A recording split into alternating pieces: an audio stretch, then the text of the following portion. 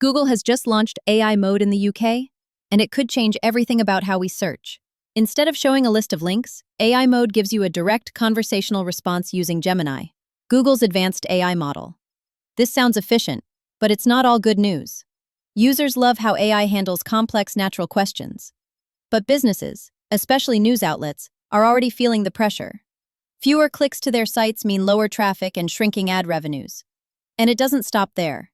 Many are worried about accuracy. AI summaries can misinterpret facts, leaving room for misinformation. Even more alarming, the rise of AI-generated answers might bury original news sources under machine-written blurbs. Plus, powering AI on this scale has a cost: environmental. Google is working on sustainable solutions, but massive data centers still require enormous energy. AI mode won't fully replace traditional search, for now, but this rollout marks a bigger shift. A future where information comes from machines, not just websites. Are we ready for that?